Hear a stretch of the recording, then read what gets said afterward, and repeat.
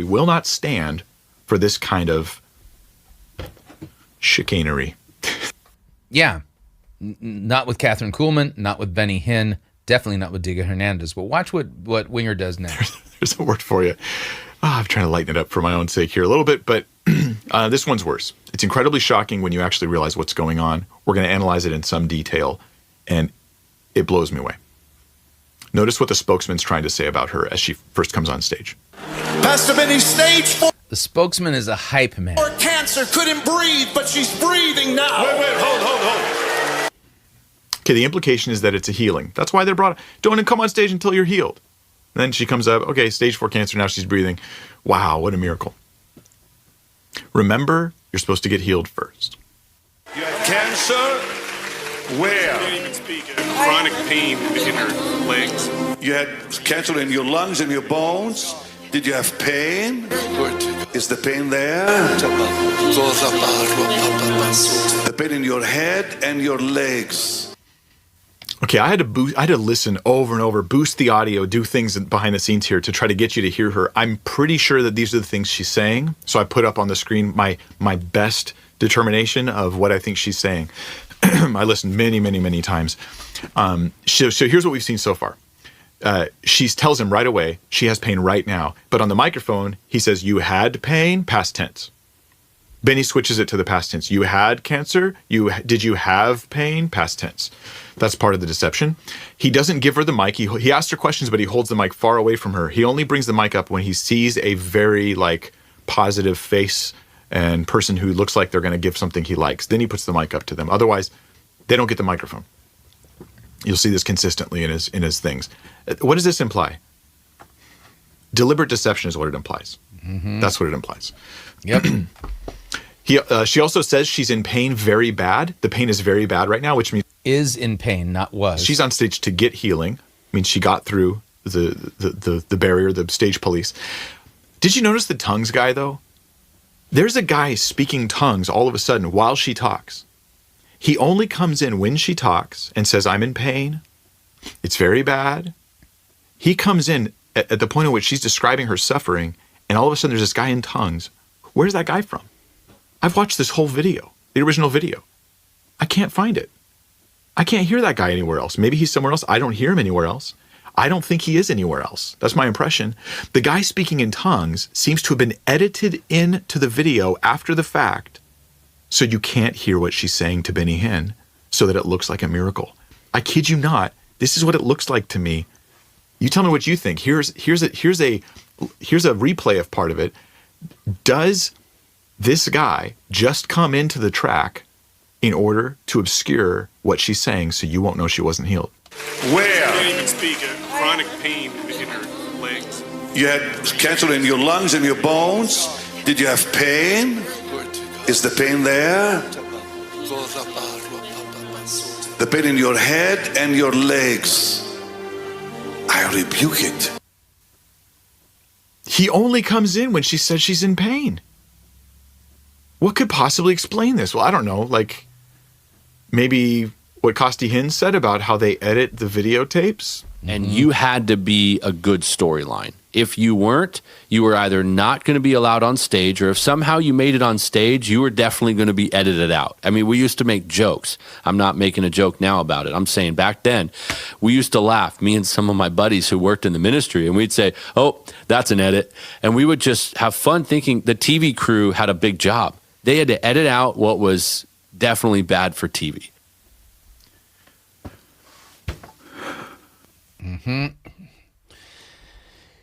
Benny Hinn is going to go on to push this woman over, and she is clearly in pain, and she hasn't been healed.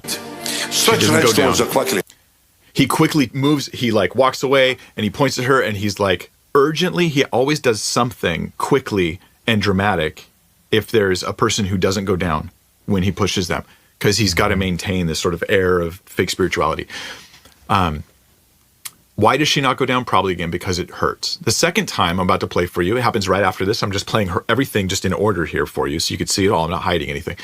And the second time, she doesn't want to go down, so he pushes her. And I think she looks back, I think she's checking to see if someone's back there, and then she finally yields to it. She checks for help. She falls. I think she's in distress when she falls. You make up your own mind. Here's the clip. That girl is having a glorious experience. Just a second. The girl, when he says that girl's having a glorious experience, he's pointing at someone else on the other part of the stage. This is the kind of girl who's like super into it, and she's clearly like doing this on the side of the stage. And he's redirecting attention to her because this woman on stage is not a cooperative person right now. She's not yielding to his gimmicks, and she's here for actual healing. She's like actually here for real healing and not. Right, and she's not getting a real healing at all. Now, the question is, what does this have to do with David Diga Hernandez? So the video on David Diga Hernandez's website on his YouTube is called Powerful Holy Spirit Encounters in California, David Diga Hernandez.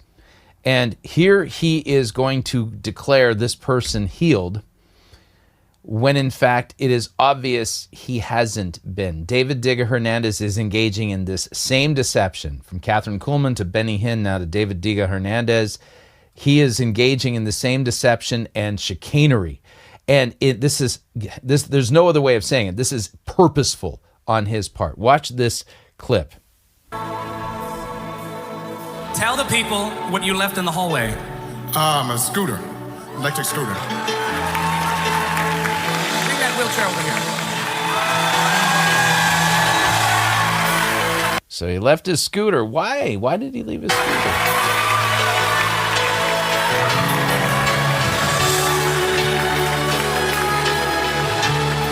What was wrong with you, sir?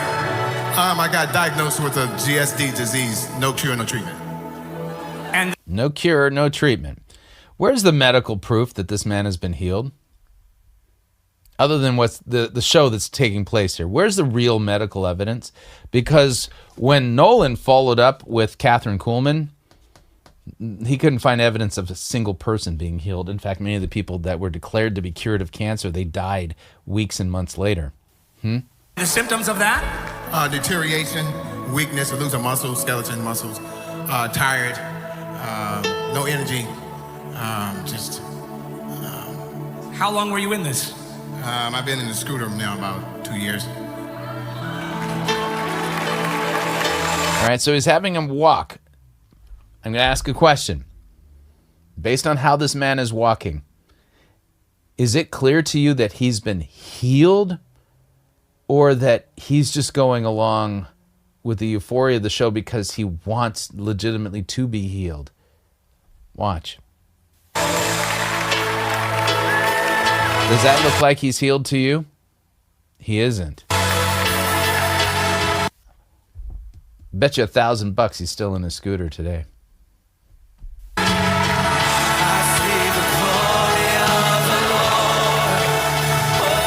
him, church. Oh, this is all manipulation. From Catherine Kuhlman to Benny Hinn to Diga Hernandez, these men are engaging in false signs.